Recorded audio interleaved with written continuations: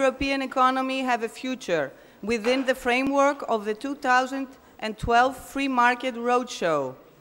We are pleased to host this event at our university, and I hereby would like to call the Vice Rector of our university, Professor Christos Konstantatos, to declare the opening of the conference.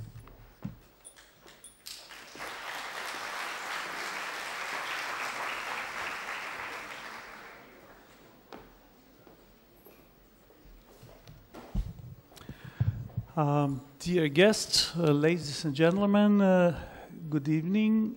I am very pleased to welcome you today in this event organized by the Hayek Institute, the Austrian Center, and the University of Macedonia, and some other parts as well. We are perfectly aware of the crisis. We are perfectly aware of the problems Europe is currently running through. So it is, I think, I don't even have to mention it, the importance of a meeting, of a discussion about these issues. Actually, there is much confusion around these days. Nobody really knows about lots of things, and I think our only way out is information, debate, and exchange of ideas. In that respect, I can only welcome this event. I can say thanks for the opportunity to discuss and reflect about all those issues. I would like also to mention an organization participating in the event, the Students for Liberty, who have contributed a lot, and at the same time they are willing to get in further contact with Greek students and promote ideas. They assure me that is an organization for freedom, but not for politics. Finally, well, I have to thank the organizers and all these people who worked hard for this event and keep things short. So I give the place for the other speakers and wish you a very fruitful evening. Thank you very much.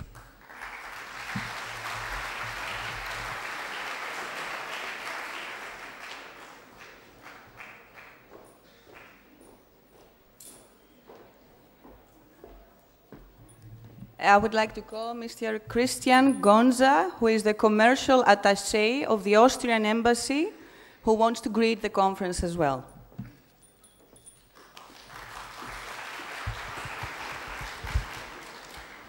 I'm happy to join you today, to join the effort of the Free Market Roadshow. It's the 5th Free Market Roadshow, and for the first time in Thessaloniki. Which during 30 days of conferences in 13 European Black Sea and Caspian region cities gathers more than 100 international speakers on the panels. The initiative was started by the Austrian Economic Center, an institution which acts in the spirit of the so-called Austrian School of Economics in the 19th century. Among the first to speak about free market theory, economic cycles, and crisis. I present before you Advantage Austria, the foreign markets brand name of the Austrian Chamber of Commerce, fostering Austrian exports in Greece. We have about 100 outlets all over the world, and this is the biggest network worldwide, except that of the United States of America. So we are a small country, but we have a big export network. We try in our everyday work to fulfill a task similar to the Free Market Roadshow, to go to the local markets, to try to understand, to translate, to mediate, and to overcome obstacles in the way of free economic trade and economy in general. We all know that in Greece there have been obstacles for free trade and services, only to mention closed professions, blind bureaucracy and unclear legislation, tax legislation especially. I hope we will hear a lot of ideas to overcome that obstacles in today's discussions. Thank you.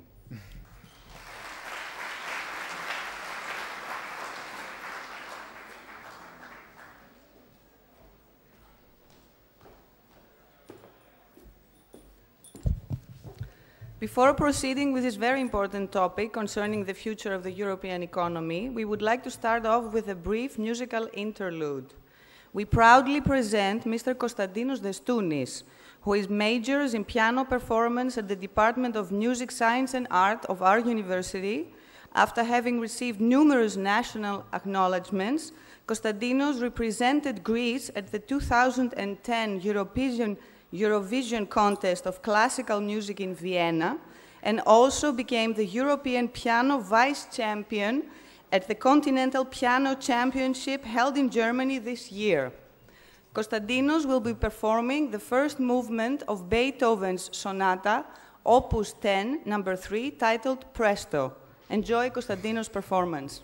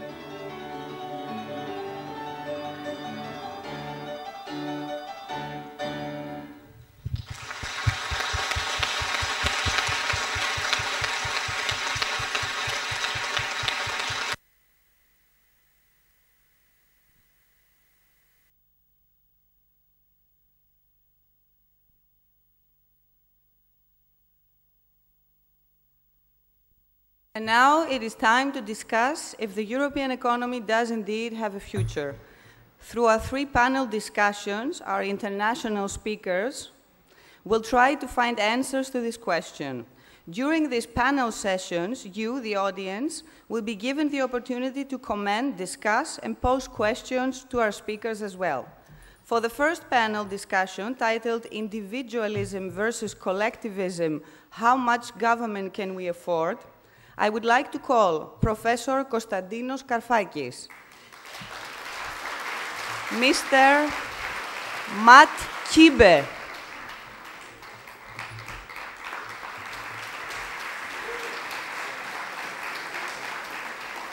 Dr. David Pistrui, and Mr. Charilaos Pitsinis.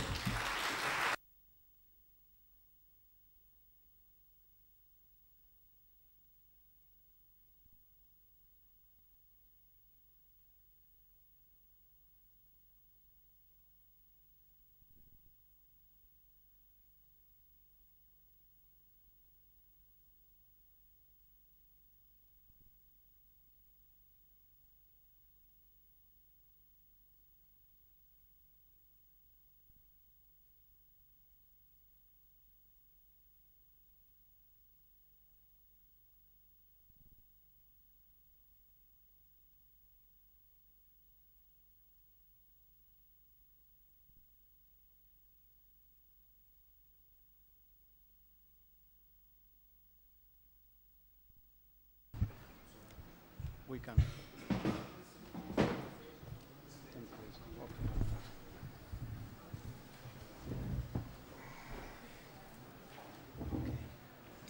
No, not yet, because I have to. Okay.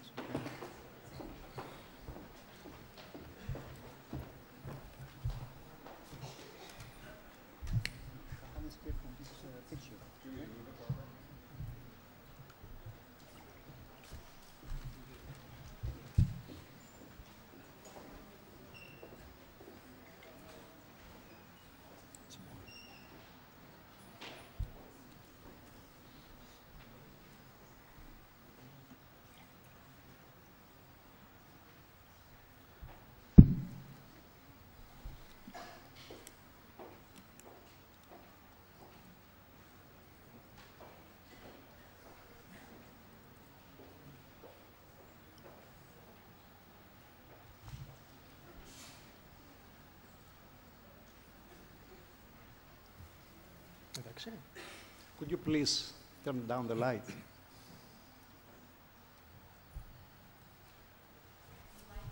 The lights, please. The photo. Thank you. Right? No, not so much, because I cannot see. All right. Good evening, ladies and gentlemen. I would like to welcome you all to our conference here today, and thank you for honoring us with your presence.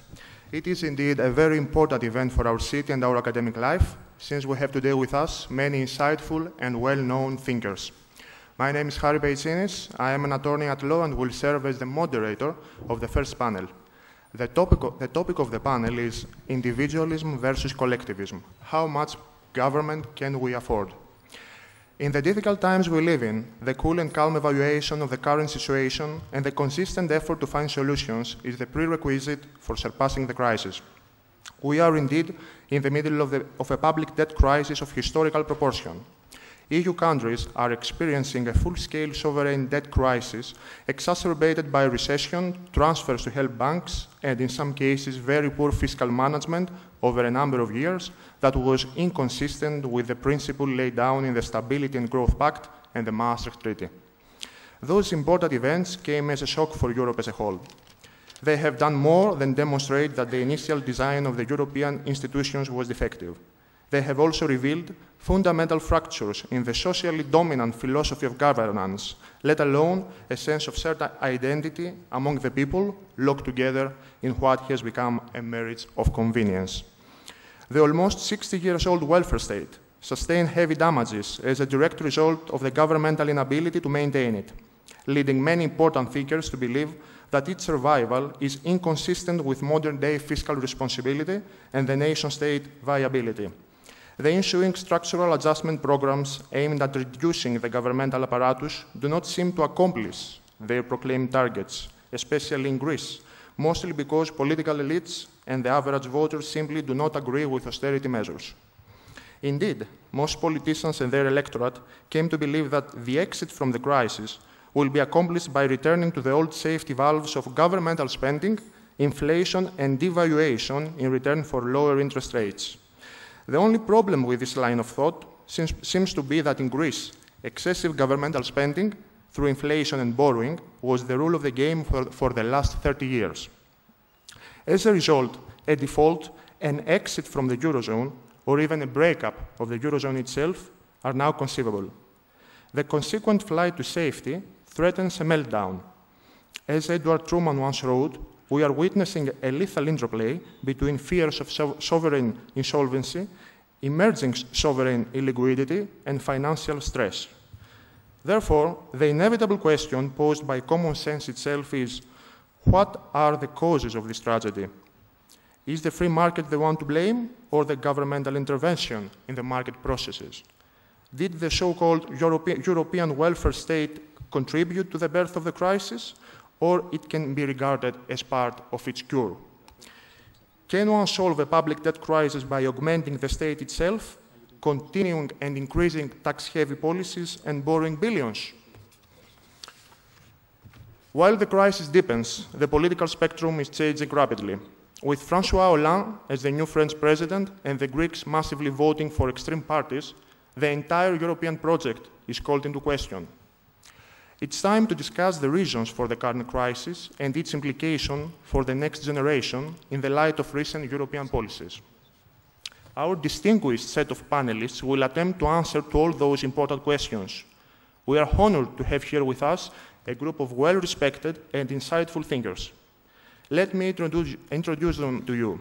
Our first keynote speaker is Mr. Karfakis. Mr. Karfakis is a professor of economics at the University of Macedonia. Our second keynote speaker is Mr. Matt Kibe. Mr. Kibe is the president and CEO of Freedom Works, a non-governmental organization based in Washington, D.C., dedicated at promoting freedom and limiting the scope of governmental activity. Our third speaker, the podium speaker, is Dr. David Pistrui. Mr. David Pistrui serves as the managing director of Acumen Dynamics, a strategy-based education, training, and research firm that focuses on practical knowledge and skills, helping organizations align vision and strategy with execution and performance. Now, since I happen to be the only barrier between you and our great speakers, it's time to end my introduction by turning the floor over to Mr. Karfakis. Mr. Karfakis, you may begin. Okay, thank you, Mr. Chairman. Hello, ladies and gentlemen. My presentation is about the Greek crisis and the lessons which can be drawn from that experience. As we all know, Greece is the sick member of the Eurozone. And the question which is arising is what we got sick. As a doctor, academically speaking, I want to address that issue and give my own answer.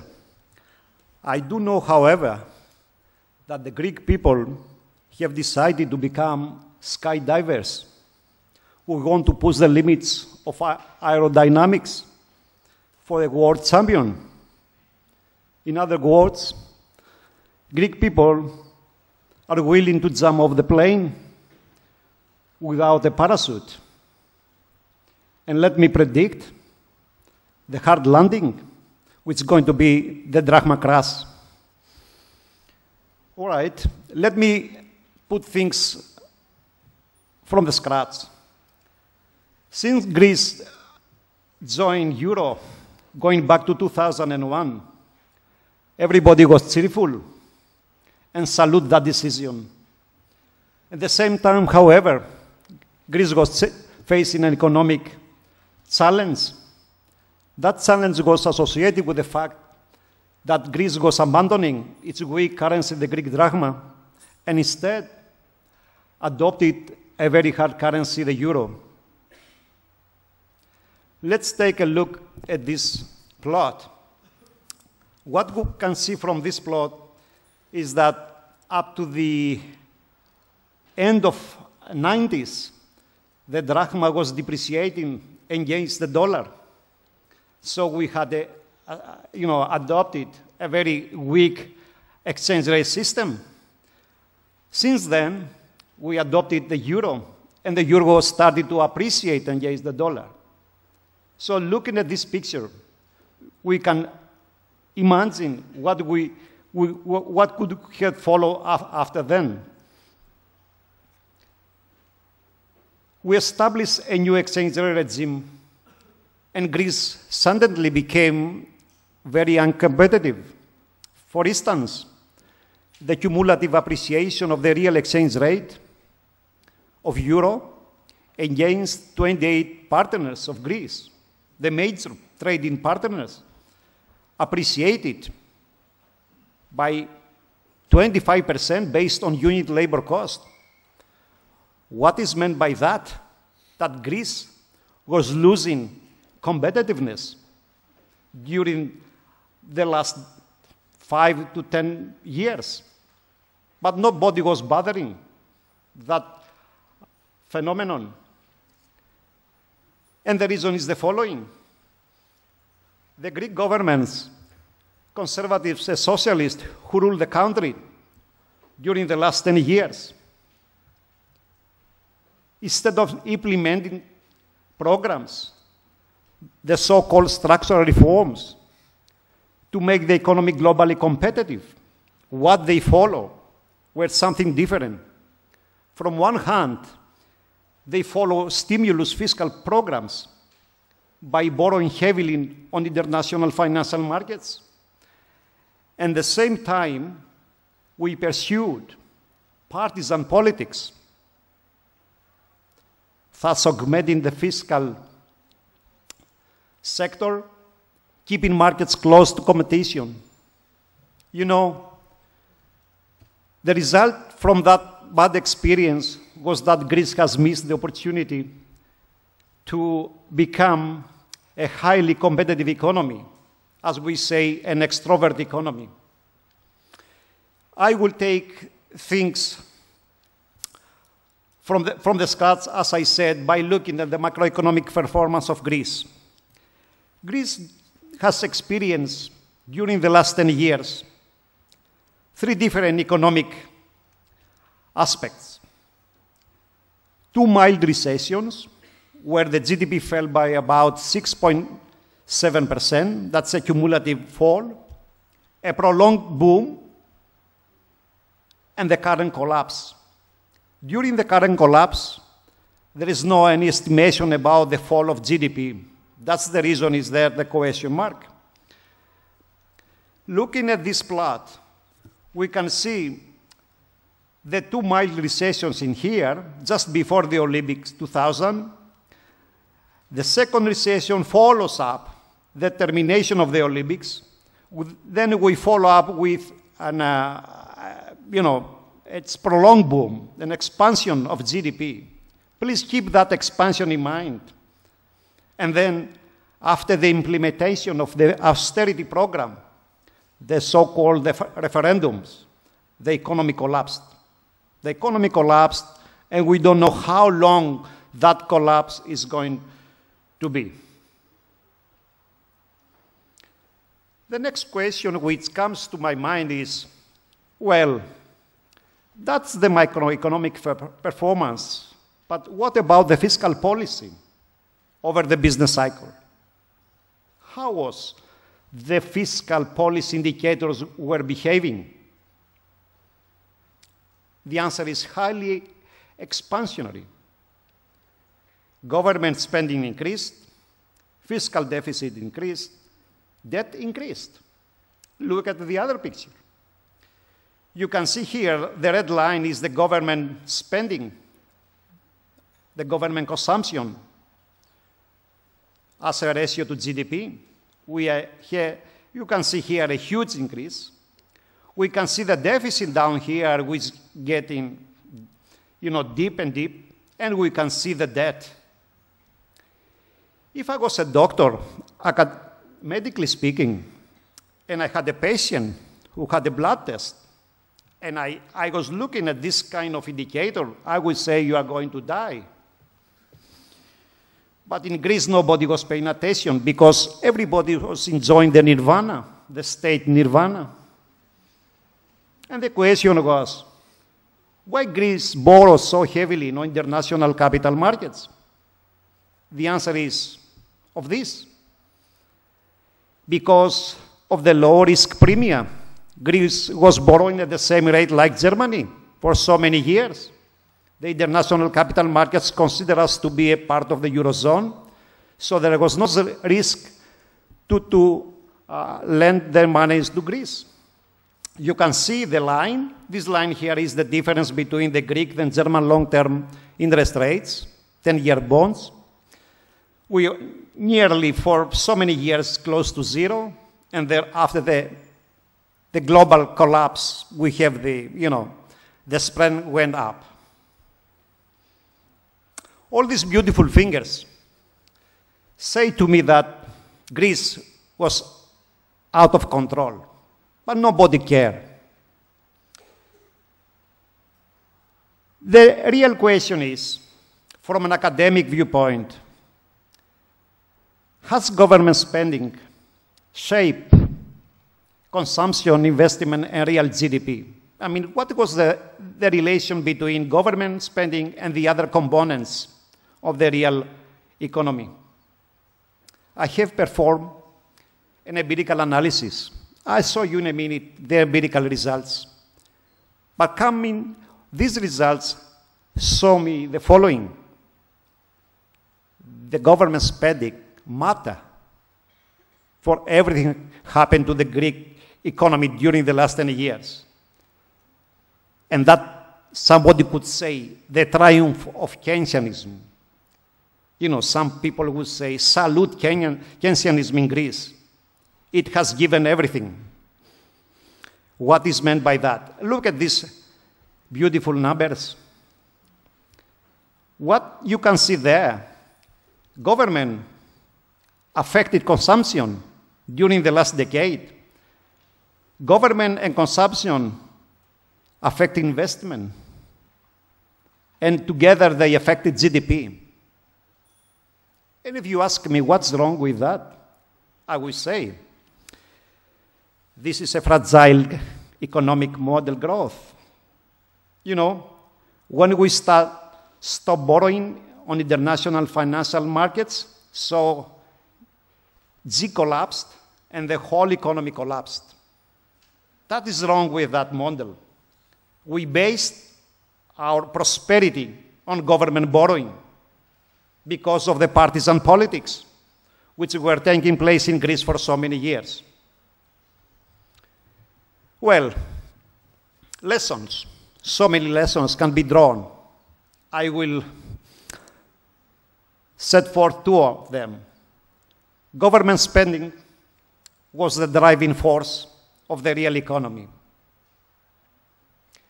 The government spending led to a fragile, shaky economic growth and led to the current collapse.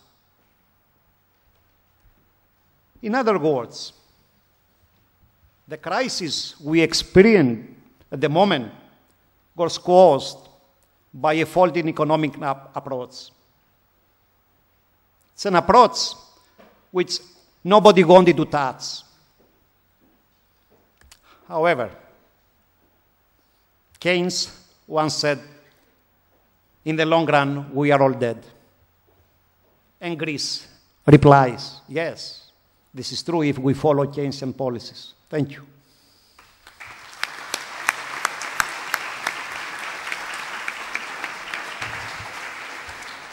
Well, Mr. Karfakis, you had some very compelling and convincing arguments. I would like to ask you, do you believe that the proposed fiscal constitution by James Buchanan, and by meaning that I mean a balanced budget and amendment, for example, could have helped us avoid the crisis? Well, I don't know if it's time to open up the discussion, but I have a way to, a proposal how to get out of this mess I call the right track. Maybe we'll discuss later on. Okay, so right. I will. So now it's time to move to our second keynote speaker. Mr. Kibe, you might begin. No, sure. No, sure. Not from Panathanathi, though. Sure, yeah.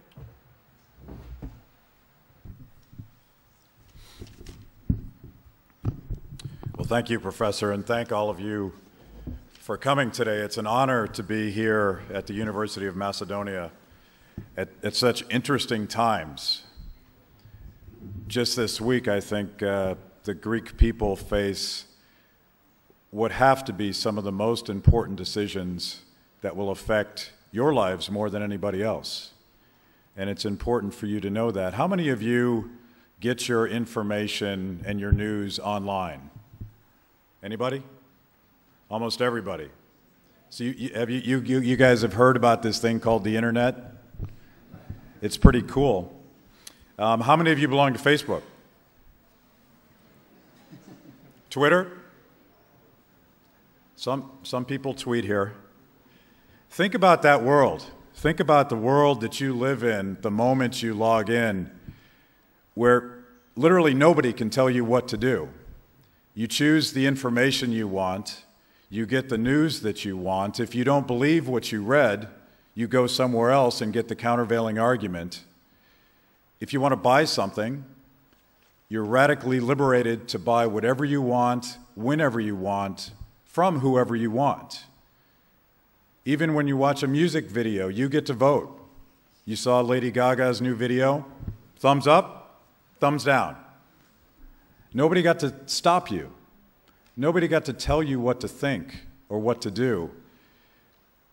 This is what I consider a perfect example of liberalism, of freedom, of your ability to decide for yourself who you are, what you want to be, what you want to do, and what you think. This is different. When I grew up, we didn't have the internet. In the United States, where I lived, you were wholly dependent on just a few sources and a few top-down institutions that would tell you what to think. The New York Times was the paper of record, and even our local papers always got their information from the New York Times. So imagine the power of just a few people at one newspaper in their ability to control my information, what I understood was happening in my world. We had two political parties that would tell us what to think, and you really didn't have any means of questioning the information that they would provide to you because I didn't have access to that information. And even corporations, you had a tradition where the job you got out of college was a job that you had for the rest of your life. It's not like that anymore. We live in a radically decentralized world where each of you has incredible power that I did not have when I grew up. It's liberating. It's radically democratic in the sense that everybody has a voice in a way that in the old world with top-down institutions and pecking orders and hierarchies, so many people did not have a voice. My favorite liberal thinker is a guy named Friedrich Hayek, and he wrote in the 1940s in this famous debate between individualism and collectivism of what he called the spontaneous order. And he described the process by which individuals in their communities, in their houses, in their local space, had special knowledge, personal knowledge of their circumstances, what they wanted, what they needed, but through peaceful cooperation, you managed as individuals to create something so much bigger and so much better than any of you could have created by yourself. He called this a spontaneous order. I call it a community. A community is a place where people come together in a voluntary way and try to accomplish something that they couldn't accomplish on their own. Think about that today, and think about the debate that we are having here in Greece about the future. Do we continue to go down the path of more debt, more borrowing, more taxation, more government deciding what job you get to have, deciding whether or not you have a job the day you graduate from college. The problem with government and the problem with collectivism is there's always a middleman. No matter how you organize it, there is always someone between you and your choices deciding for you. That's just how it is. Now, I don't know what it's like here, but in the United States, sometimes politicians tell you what you want to hear just to keep their job. Does that happen here? Sometimes? Always. It always happens. And think about what the incentive of any politician is. If you're trying to get elected and you're trying to hold on to power, you will tell people what they want to hear, even if it's not true. One of the main criticisms of liberal economic thinking and using government to solve social problems is the problem of that middleman. That middleman always has his own agenda. He doesn't have your agenda in mind. He has his agenda in mind. And whenever you use government to solve problems that you don't believe that free people in voluntary association can do on their own, you have to understand that they have an agenda too. This is a fundamental problem with using government to solve problems that we might have solved by ourselves. And of course, there's only so many ways that the government can continue to spend money that it doesn't have. You can raise taxes. And surely here in Greece, you're talking about raising taxes. You could even confiscate wealth of some people. But how many times can you do that? How many times can you take everything from someone and expect them to continue to produce wealth that you can take and transfer to somebody else? You can do it once. Maybe you can't do it once because we live in a global economy, and maybe those targeted wealthy people, those targeted corporations, maybe they just pick up and move somewhere else. Maybe they hide their wealth. Does anybody hide their wealth in Greece? Happens all the time, doesn't it?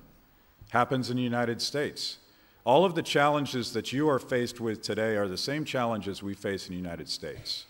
And it is this question of whether or not we should continue to allow the government to spend money it doesn't have. Should we continue to try to raise taxes again and again and again at the expense of job creation and future opportunities for young people? And go back to what I said at the beginning. Who's going to pay the price tag for all of this? How many of you expect to get the job you want when you graduate? A couple optimists here. How many are worried about that?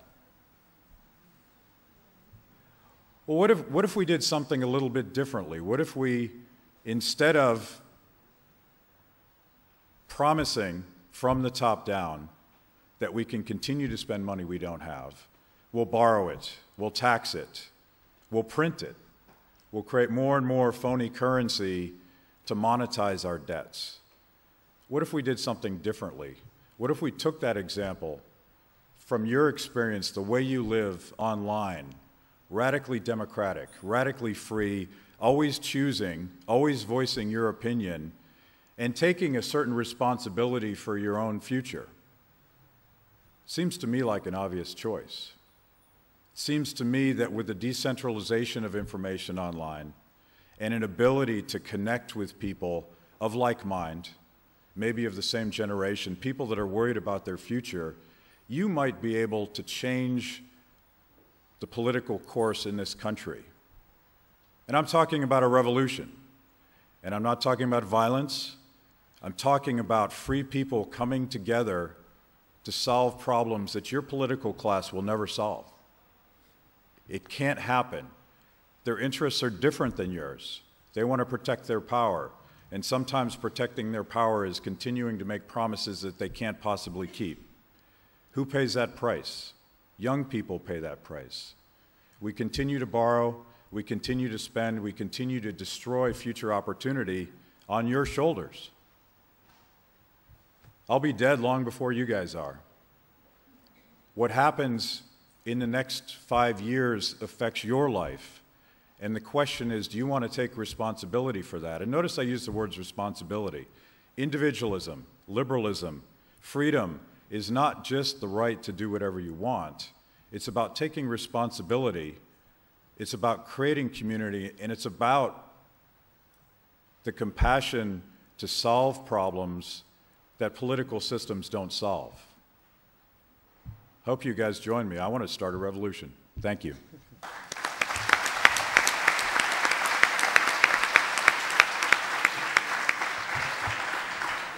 Mr. Gibi, that was a wonderful analysis of the coordination problem, the Hayekian taxes, in a truly revolutionary spirit. But the time limits are pressuring us a little, so we'll have to move to our next speaker. Mr. Pistrui, you may begin. Good afternoon. My name is David Pistrui, and the happiest thing that I can tell you is that I'm an entrepreneur and I work for myself. How many of you have ever thought about starting your own business? Let's see a show of hands. How many of your families have businesses? So about a third of you, maybe a little over a third of you. Let me ask you all this question. How many of you like to make your own decisions rather than have your parents or the government make your decisions? Let's have a show of hands. The individual you, sitting in this room today, you are the future of your country, you are the future of Europe, you are the future of the globe. It is not the state, it is not the government. Let me share some firsthand experiences with you. I may have a beautiful American accent, but I have spent half of my life in Europe, and I'm of Romanian ancestry. I tasted communism firsthand. I know what it's like to be hungry and not find food in the market. I've experienced socialism, working with state-run enterprises in Romania, Poland, Hungary. It's frustrating, unproductive, and wasteful.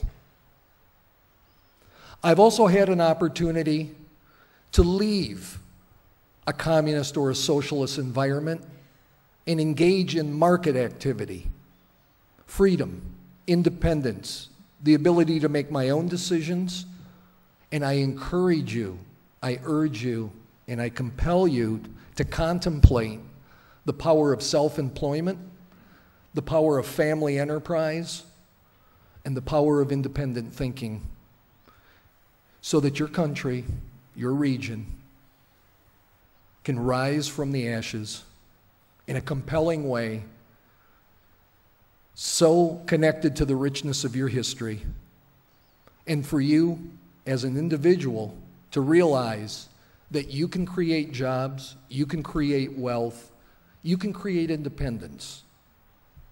How many of you know who Mark Zuckerberg is? Well, not as many as I thought. Mark Zuckerberg started Facebook in his dorm, in his dormitory. Why not leave this session today, meet with your friends over a glass of beer or a Coca-Cola, and talk about opportunities that you see in the marketplace to meet unmet needs. How many of you have been working in your daily lives or in class or here on campus and seen opportunities to offer a new product or service that would improve people's lives, make things easier, as well as create some wealth? That shift in mindset from dependency and entitlement to I can't speak English today, to emancipation and independence is the only path to a secure and stable nation. This mind shift requires an opportunity orientation, a problem-solving mentality, and a spirit of freedom and independence. How would you like to wake up in the morning completely free, but also have the responsibility to build community, to build wealth, and to share that wealth not through the government, but through your own generosity and your own entrepreneurial spirit? Today is a turning point. You may not realize it, but we are at a point of no return in Europe. Greece is at the forefront. You must realize that not only is your nation looking at you, but the continent of Europe is looking at you. The globe is looking at you with respect and admiration for your culture, but with a sense of uncertainty and a sense of fear and a sense of hope. As Matt said, where will it start? It starts with you, the young people. For it's your future, and it's your responsibility to break the shackles of dependency, mediocrity, complacency, and dependence. How many of you would like to take all of your money and bring it up on the stage and put it in a big pot and allow the four of us to make all of the economic decisions for you? What jobs are available? What options are available in your stores and supermarkets? And how you can travel and where you can travel and who controls the factors of production. Would you like the government to do that, or would you like to do that yourself? As an entrepreneur, there is no greater feeling than getting up in the morning and knowing that my own destiny is in my own hands and that of my family.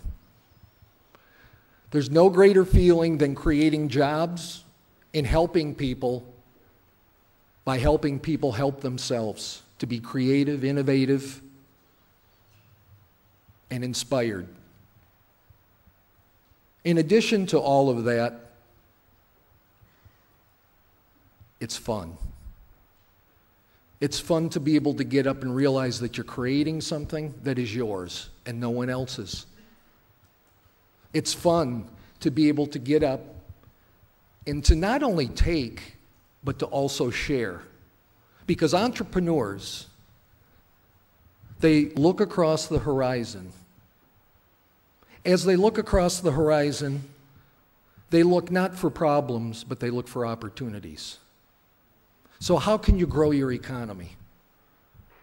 How can you ascend into a new leadership role for Europe? How can you take your ancient history, your culture, your values, and compel them in new combinations to create new industries, to create new factors of production, and to create socioeconomic capital that is new, fresh, strong, independent, and free. Having lived in communism, having lived in socialism, having lived in a market economy, I can tell you there is only one choice, and that choice is up to you. Thank you.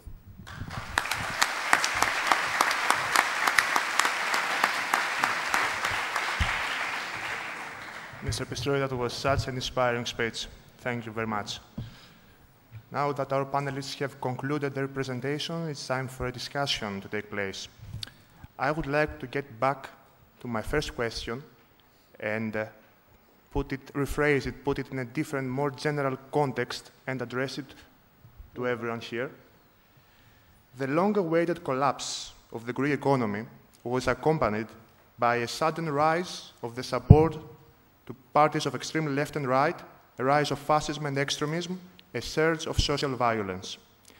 Do you think that all those consequences of the crisis could have been avoided with the proper policies, with a different set of measures, or even a different strategy of managing the crisis? Mr. Kafakis, you might begin. Thank you very much, Mr. Chairman. I don't have an answer to your question, actually. I don't know what would happen if we had followed a different route. What I do know, however, is that we should not be prepared to jump off the plane. You see what I mean? I mean, Greece has only one choice. Let me show, in my view, that choice is about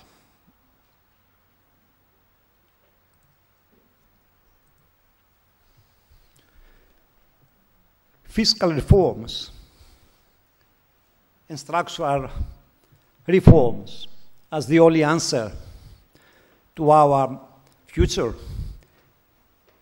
Greece does not have to follow another way. There is not an easy way out of this mess. We create a mess. We should solve the mess. Clean up everything. It's up to our own hands. Therefore, we shouldn't look at in the past, look to the future. We hope. It's up to us. Exactly. Mr. Kibe? The biggest problem that the social welfare state faces, not just in Greece, but all over the world, is essentially an intergenerational transfer of wealth from your generation to older generations based on promises that were made before you were born. I think one of the key ways to fix this problem, and there's no pretty, elegant way to fix this problem. You guys are facing this insurmountable wall of debt and promises in a stagnant economy. Can you just grow your way out of it? Probably not.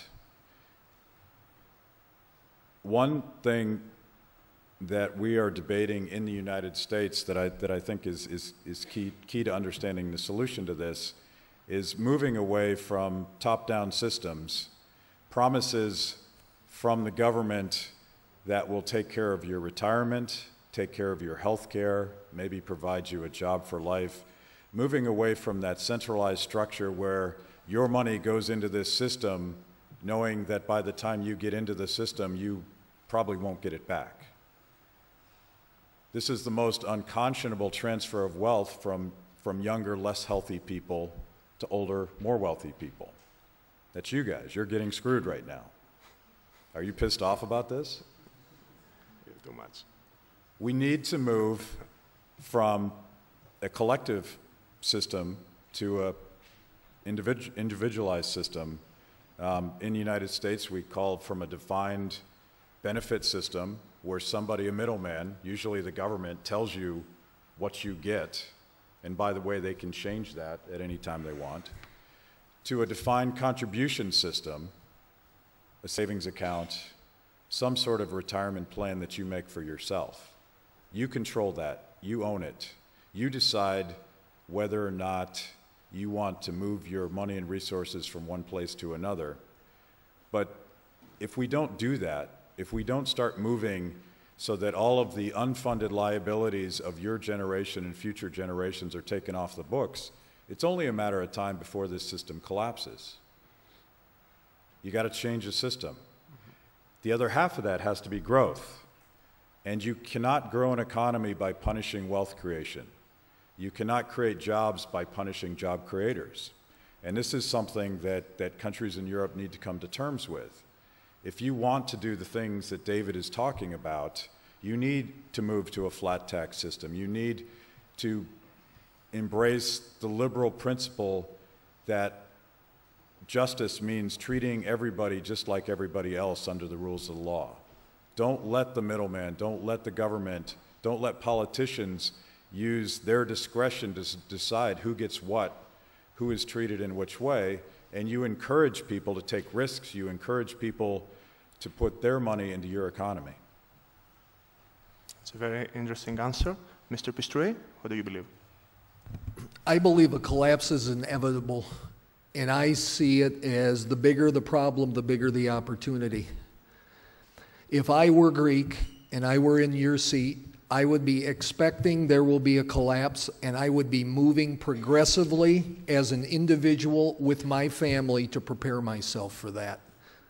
Because the government in this country and other countries in Europe is not prepared to deal with it. They will not know what to do. I saw it in the collapse of the former Soviet Union.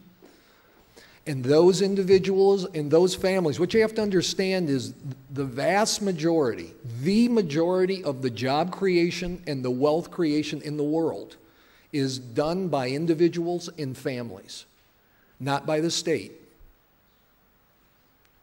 Considering that, expecting the worst, and planning through scenario thinking, what can I do to prepare myself, will empower you to look at things in new and different ways.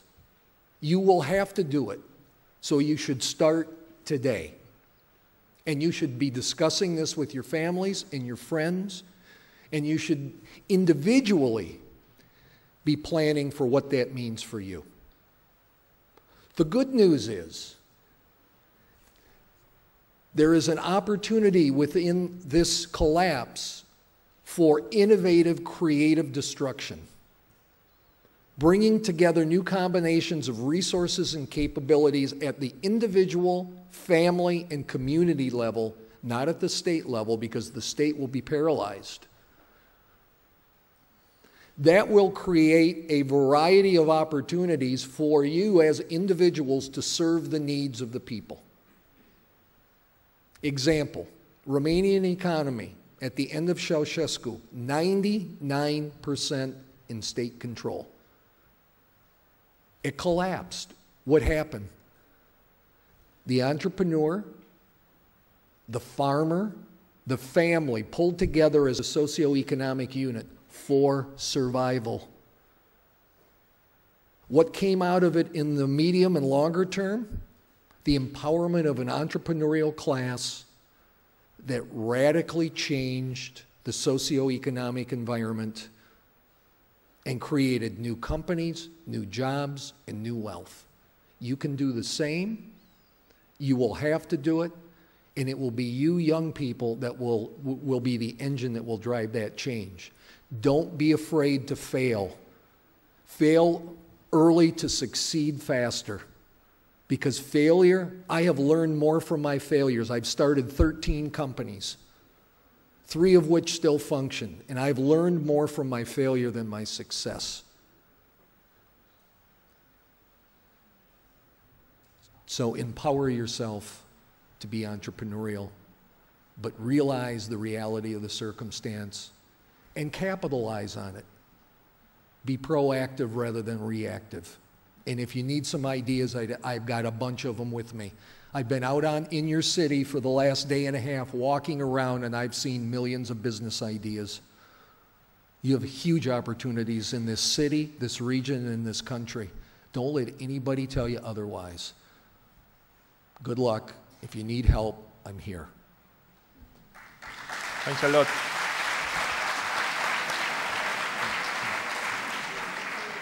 We really appreciate your help, and we will need it in the coming months and years. Well, I have a bunch of questions to ask you, but I think it's time to listen to some questions from our audience. Now, does any member of the audience have something to ask our panelists? Yes? A microphone, please.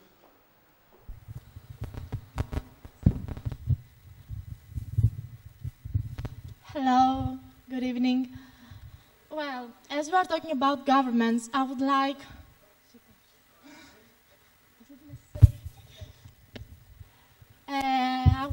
to add something in our discussion. We are talking about governments. I would like to add one more meaning in our discussion. I would like to ask you, is it true that nowadays we don't have democracy, but we have corporatocracy? And if that corporatocracy eliminates the power of governments to take decisions, how governments could help the economy and the crisis? Do you want to ask the whole panel or someone? The whole panel. All right. So we should keep the... Okay. David? Well, first of all, let me start by prefacing, the less government, the better. Because government only gets in the way of the people. So I think that it's important to put it in perspective. Your question about is there democracy? I believe there is democracy. I think that if we give up on democracy, then we've given up on hope. Do you have democracy in Greece? I would ask you.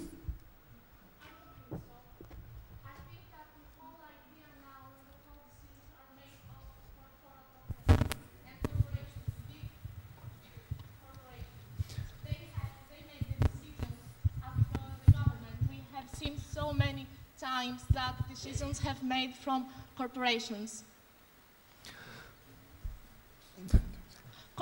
Of course, they are corrupted governments. Could you please wait for the answer to come? Yes.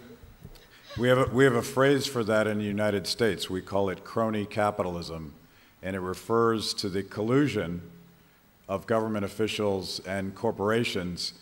There is a whole school of economics called public choice theory that talks about the inevitability of special interests colluding with government because they have a financial incentive to show up and do that.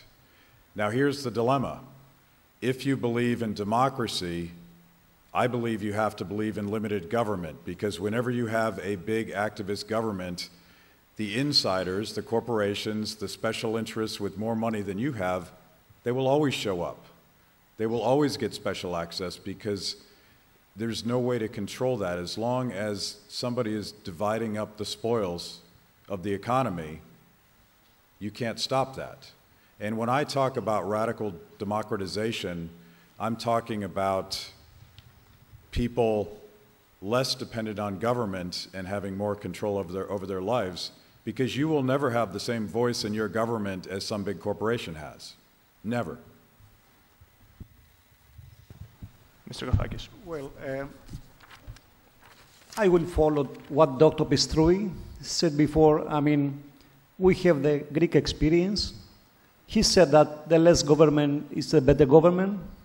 I mean, looking what has happened to our country, who is responsible for all that mess? You could say the private sector has, a part of responsibility, but only the part of the private sector which was involved with the government. Therefore, I will stay to what he said. The less government is the better government. That's it. Thanks a lot, Mr. Kafakis. Another question from the audience? Yes, please. Please, you can take the microphone. Yeah, I have one short question for Mr. Matt Kibe. Does the Tea Party movement in United States, it is movement for free market, does it manage to solve problem in the United States? Well, if you understand that politicians respond to incentives and they have an incentive to get reelected, the antidote to that is organizing and creating a constituency for your agenda. I think what's unique about the Tea Party movement in the United States, it's not unique in the world, is now because of the lowering costs of information, of your ability to connect with each other through Facebook, you can literally create a constituency of people that want nothing from the government except for it to stop spending money it doesn't have. This flips special interest politics on its head. That's what the Tea Party has done. The Tea Party has had a tremendous influence on elections because they're organized, because they organize in a very cost-effective way and have beat the corporate interests, have beat the two political parties in a way that couldn't have been possible 5 years ago. I think that's transformative. It's not about the Tea Party, it's about the democratization of politics. Thanks a lot for your answer. Next question. Yep. Good evening. Mr. Karfakis said that one solution from breaking through the economic slump was to reduce the salaries in order to be competitive in the European Union and worldwide. But when the internal devaluation of our country hadn't showed any results, when the prices still are the same, and I could say that they're that the values of the products we buy is up. You know what? Perhaps you mean that austerity doesn't work. No, I mean that how do the the reduction of the salaries could Yes. give a result when the internal devaluation hadn't given a result. The people in the country cannot afford their lives with their salaries. Okay. Mr. Kafakis. Well, I don't know. Actually, what I try to say is that Greece is an expensive country. I mean, if we want, you know, today it has happened something which may you don't, you know, some of the audience does not know. Three big countries in the ASEAN, China, Japan, and South Korea, join forces and start talks about free trade. Do you know what that means? You know what this combination of three powers means for Europe? I mean, Europe should wake up. We are going to lose jobs, we are going to lose prosperity, and all the wealth is going to fly to Asia. Europe is a very inexpensive region. Greece is extremely expensive. I mean, if we don't see the truth, then we cannot find a solution. I mean, this is, let's suppose, a set of ideas. It's not only the labor costs. It's only, for example, targeting FDI, increasing productivity, fiscal consolidation. Because Greek people says, we don't want the referendum, but we want to stay in the euro. But that's not, it's like we say, please, could you give your money and we can manage the way we prefer. Let's put ourselves to the other European citizens who are willing to finance our standards of living. Let's be in the position of a Dutch pension fund who has invested in Greek bonds, and that fund has lost money. What can we say to the pensioners in other countries? Therefore, I think we should be very responsible, not only for ourselves, also for the Eurozone. We are not alone. We are part of a family. And we should, as member of the family, we should respect the family. Otherwise, we should split up. I'd like to thank you for your answer. Next question. Up.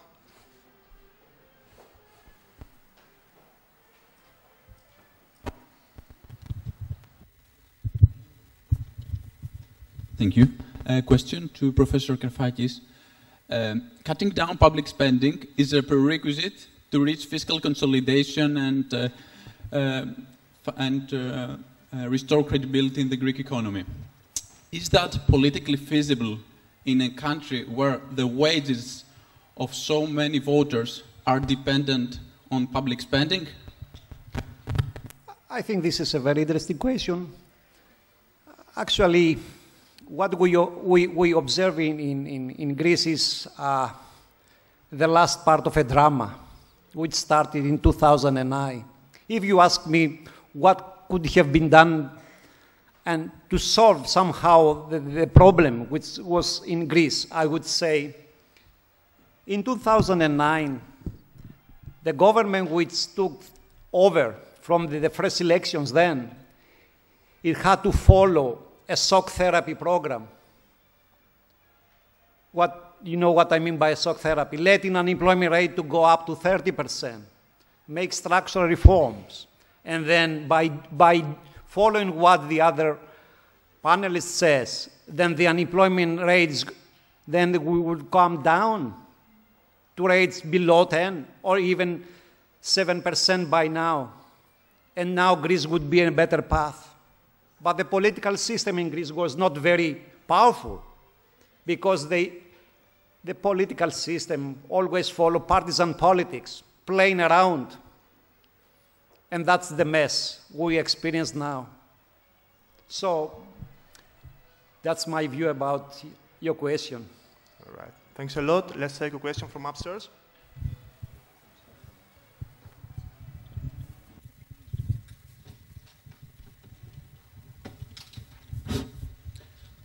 What I would like to ask the honorable speakers is...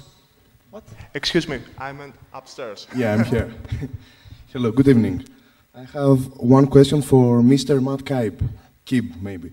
Well, you said in your previous talk that in the United States you had the same crisis, and you have right here the same crisis. So why is it obvious here more in every other country in the whole world, here in Greece? The only reason it's more obvious here is you guys are a little bit further down the path than we are.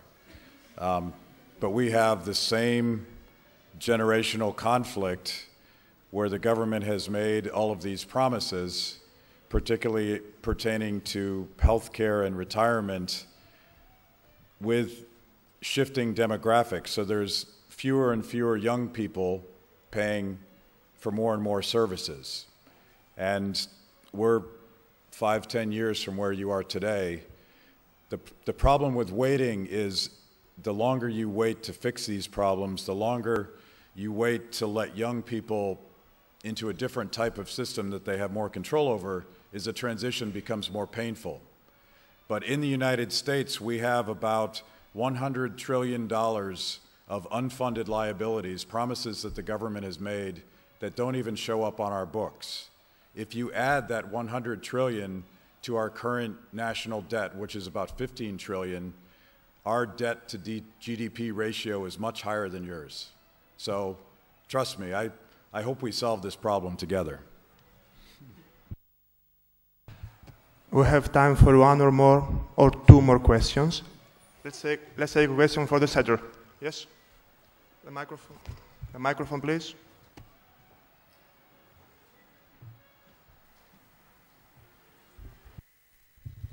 Good afternoon.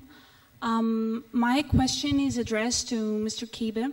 I quote, you said that we need to shift from a collective system to an individual system, and from a system of defined benefit to a system of defined contribution. My question, here, is whether it is realistic to believe that if we start taking care of ourselves, we would also take care and protect the whole society. Because when starting to trying to protect yourself in the society, you will always have a conflict of interest with someone else. How are the balances there? That is a great question. And it's a fundamental question that gets to the debate between individualism versus collectivism. My own view is that it's very difficult to imagine a compassionate community that doesn't respect the individual.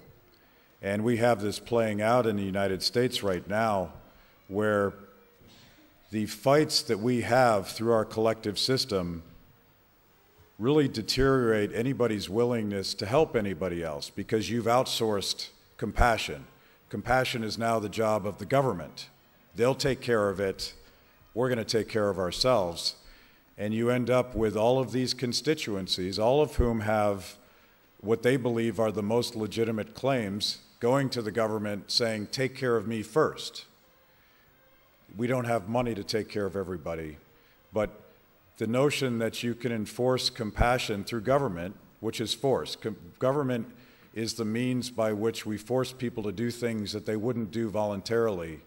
So you're literally talking about compassion at the end of a gun.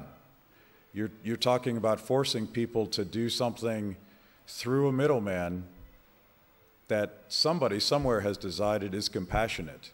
But there are limits to that. I think community comes from respect for the individual. You don't help other people if they're trying to hurt you, if they're trying to take your stuff. Oh, let's take one last question from there. Can you pass the microphone, the gentleman over there?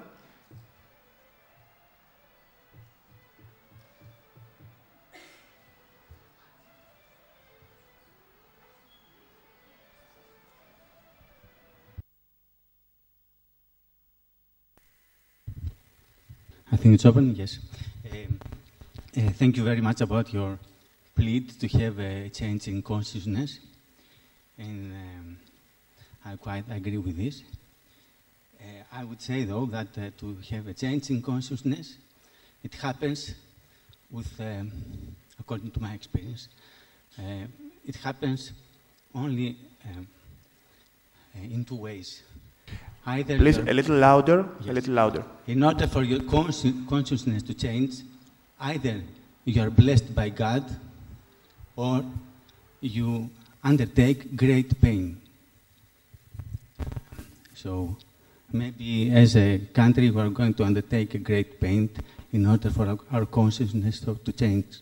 But as I saw at your figures, I realized that the international markets had suddenly, as the first discusser talked about the interest rates, as I saw, there was a great change in consciousness in the markets, and they started charging a different interest rate for the Greek economy. So maybe we also address this change of the international money markets. What is your opinion?